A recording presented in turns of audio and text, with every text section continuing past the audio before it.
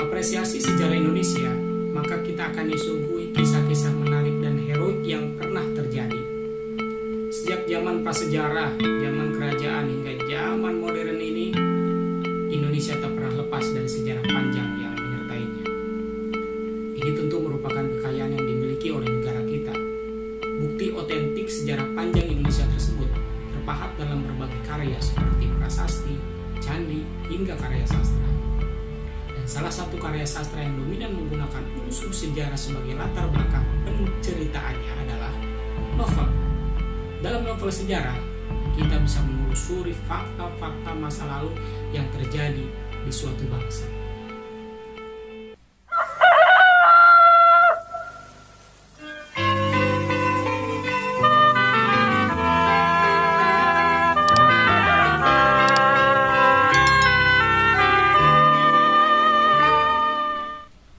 Halo, apa kabar semuanya? Selamat berjumpa lagi dengan Pak Harun, gurunya Budi, Iwan, dan Wati.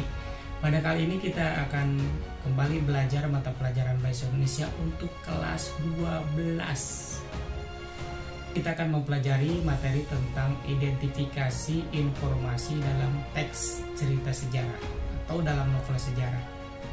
Setelah mempelajari materi ini, kalian diharapkan dapat satu, mengetahui tentang pengertian, jenis, dan ciri-ciri dari novel sejarah. Sedangkan yang kedua, yaitu mendata informasi penting di dalam novel sejarah.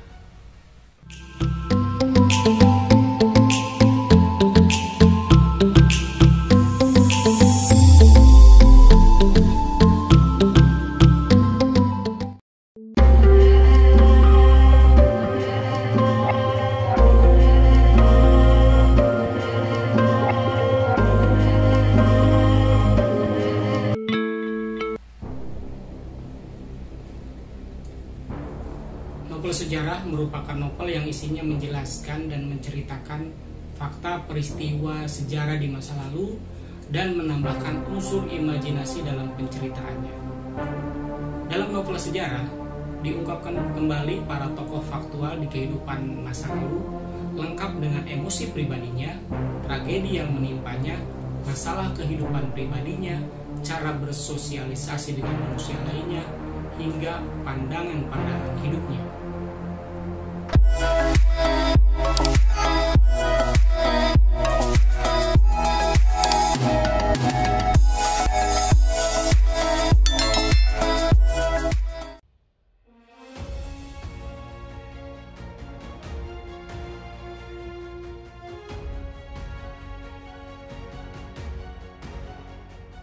Berdasarkan cara penyajiannya, teks sejarah dapat digolongkan menjadi teks naratif dan teks deskriptif.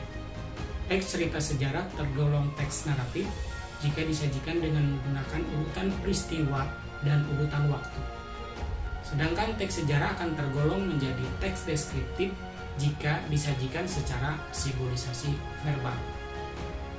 Novel sejarah juga dikategorikan sebagai novel ulang atau rekon. Berdasarkan jenisnya, novel ulang terdiri atas 3 jenis, yaitu rekon pribadi, rekon faktual, dan rekon imajinatif. Berikut penjelasan dari ketiga jenis rekon tersebut. Yang pertama, rekon pribadi, yaitu novel yang memuat kejadian dan penulisnya terlibat langsung di dalam cerita. Jadi, novel ini semacam autobiografi. Penulisnya sebagai pelaku sejarah dan penulisnya sendiri ikut terlibat di dalam novel tersebut. Yang kedua adalah rekon faktual, yaitu novel yang memuat kejadian faktual apa adanya. Seperti misalnya contohnya eksperimen ilmiah, laporan penelitian, dan lain-lain. Yang ketiga adalah rekon imajinatif, yaitu novel yang memuatkan kisah faktual yang dihayalkan dan diceritakan secara lebih rinci oleh penulisnya.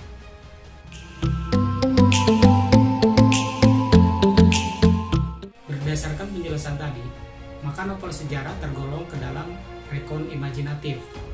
Artinya, novel tersebut didasarkan atas fakta-fakta sejarah yang kemudian dikisahkan kembali dengan sudut pandang lain yang tidak muncul dalam fakta sejarah. Misalnya saja adalah kegemaran, emosi dari tokoh dan keluarga tokoh dan yang lain.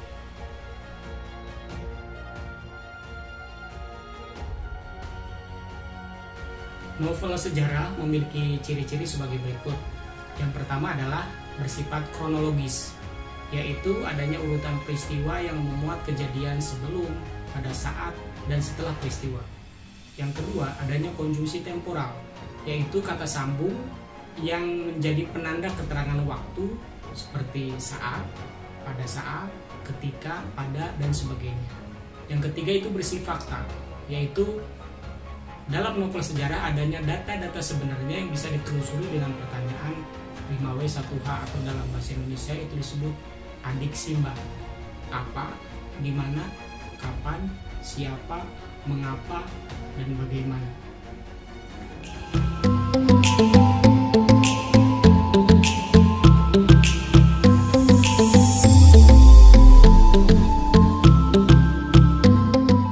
Sekarang mari kita mulai pembelajaran hari ini dengan kompetensi dasar yang pertama, yaitu mendata informasi dalam novel sejarah. Kegiatan mendata informasi penting dalam novel sejarah tentu akan berbeda dengan mendata informasi penting dalam teks sejarah. Informasi penting dalam novel sejarah lebih mengarah kepada fakta sejarah yang dijadikan dasar atau latar penceritaan serta imajinasi penulis fakta tersebut. Jadi kita bisa menelusuri kemudian membedakan antara bagian yang merupakan fakta sejarah dan bagian yang merupakan imajinasi dari penulisnya. Secara sederhana, mari kita simak kutipan teks novel sejarah berikut yang dikutip dari novel berjudul Hatta karya Dedi Ahimsa Riyadi. Selamat menyaksikan. Soekarno maju satu langkah persis di depan sebuah mikrofon dengan tiang besinya yang berkarat kecoklatan. Menarik napas panjang dan memandang berkeliling, Soekarno berkata dengan suara yang tegas dan jelas. Saudara-saudara sekalian, saya telah minta saudara-saudara hadir di sini untuk menyaksikan satu peristiwa maha penting dalam sejarah kita. Sekarang, tibalah saatnya kita benar-benar mengambil nasib bangsa dan nasib tanah air dalam tangan kita sendiri. Semua orang diam terpaku. Tak sepatah suara pun terdengar. Tak ada yel-yel kemerdekaan yang biasanya mengiringi pidato Soekarno yang gegap gempita. Hatta berdiri tegak mendengarkan setiap kalimat yang terucap dari bibir Soekarno. Pandangan matanya lurus ke depan, tetapi pikirannya melayang, berkembara, pulang ke masa silam, hari-hari kemarin, hingga akhirnya tiba di hari ini, hari proklamasi. Sampai titik tujuan inikah berakhir segala perjuangan dan pengorbananku. Demikian kutipan dari novel berjudul Hatta karya Dedi Ahimsa Riyadi halaman 100. Dari kutipan novel yang telah kita simak bersama tadi, kita bisa mendata informasi yang terdapat di dalamnya dengan menentukan mana yang termasuk fakta sejarah dan mana yang merupakan hasil dari imajinasi penulisnya. Untuk menelusuri fakta sejarah, kita bisa menggunakan metode 5W1H atau seperti yang sudah saya sampaikan tadi dalam bahasa Indonesia itu disebut adiksi-mbak, yaitu apa, di mana, kapan, siapa, mengapa, dan bagaimana. Mari kita telusuri fakta sejarah berdasarkan metode adiksi-mbak tadi.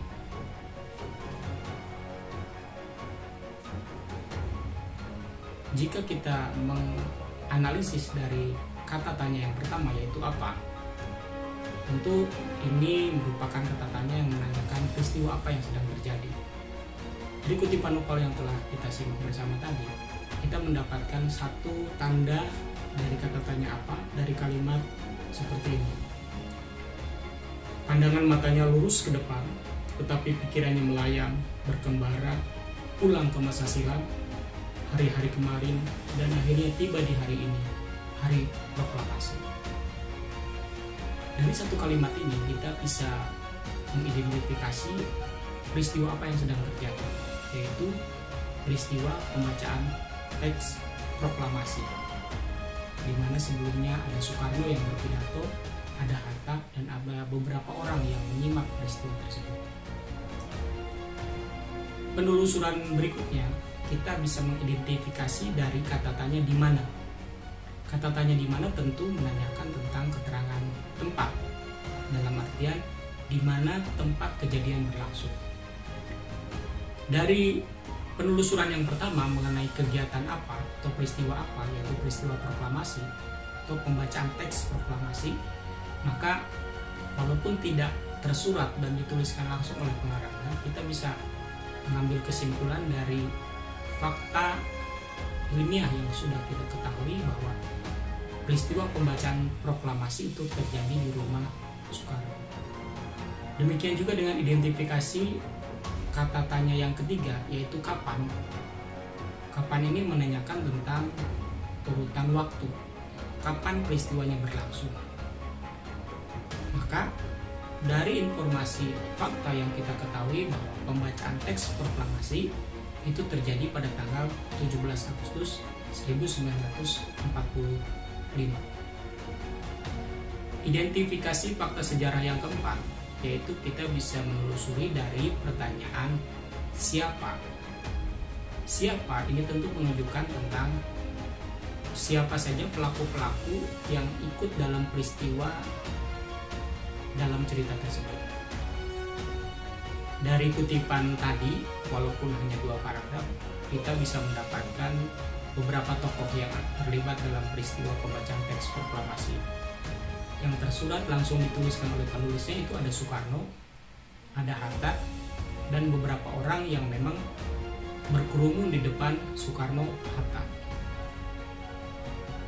Identifikasi yang kelima itu kita akan menelusuri dari pertanyaan mengapa.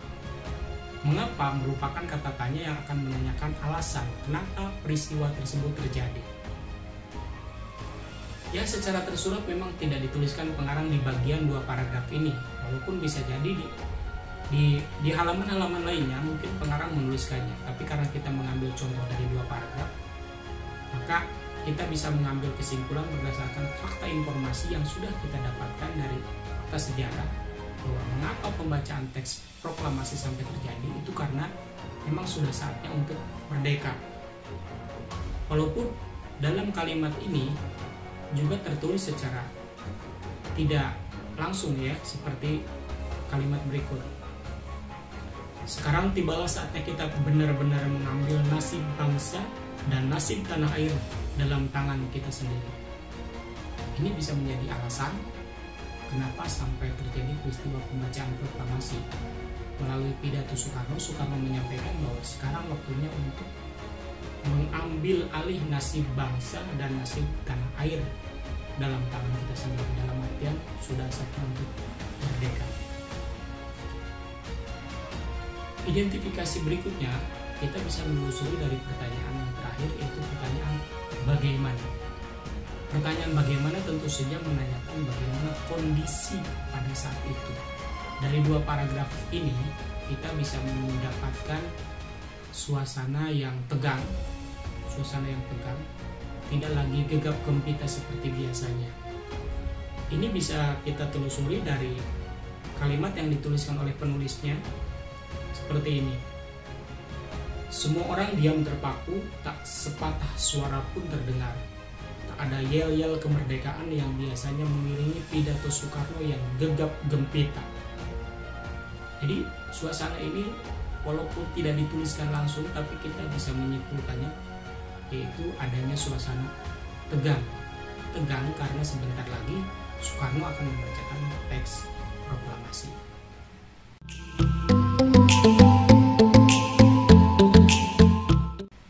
Demikian penelusuran atau identifikasi terhadap fakta sejarah dari kutipan 2 paragraf novel yang ditulis oleh Dedi Ahimsa Riyadi dalam novel yang berjudul Hatta.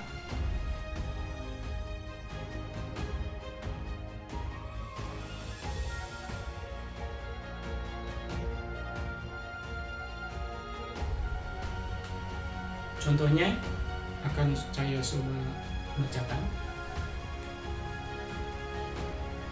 Pandangan matanya lurus ke depan, tetapi pikirannya melayang, berkembara pulang ke masa silam. Hari-hari kemarin, hingga akhirnya tiba di hari ini, hari proklamasi. Pada contoh tadi, nampak bagaimana upaya penulis untuk menggabungkan fakta tentang tokoh Hatta dan diberinya imajinasi berupa sikap, perbuatan, dan pikiran-pikiran Hatta saat itu. Seperti kita ketahui bersama bahwa Bung Hatta telah banyak melewati liku-liku perjuangan, pengorbanan demi mencapai cita-citanya, yaitu Indonesia merdeka.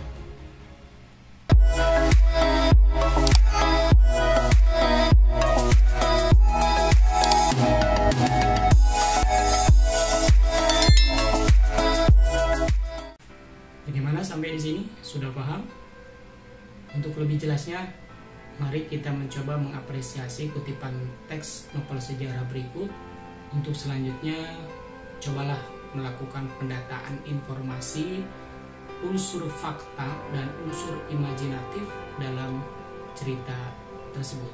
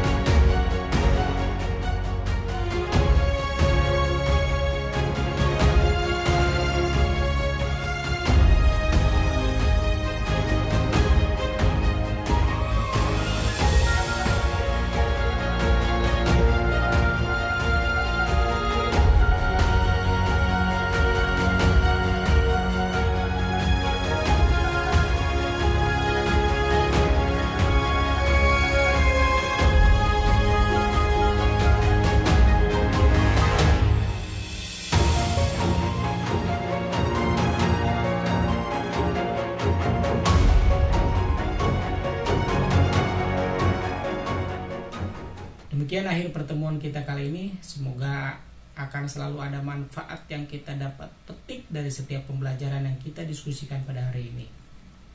Sampai bertemu kembali pada video pembelajaran berikutnya, tentu saja bersama Pak Harun, gurunya Budi, Iwan, dan Wati. Salam, tetap semangat dan yakin pasti bisa.